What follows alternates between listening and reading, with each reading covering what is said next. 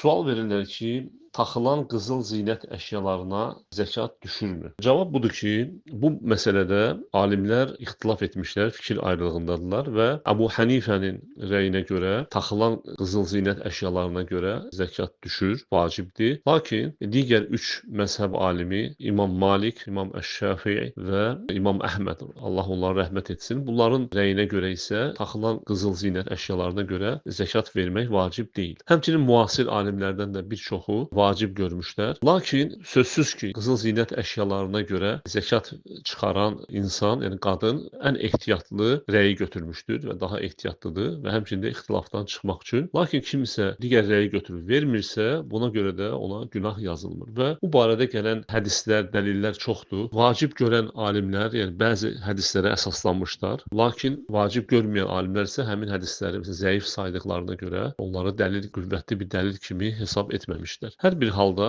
bayaq qeyd etdiyim kimi, əgər qadın çıxararsa zəkat, sözsüz ki, ən ehtiyatlı rəyi götürmüş olar.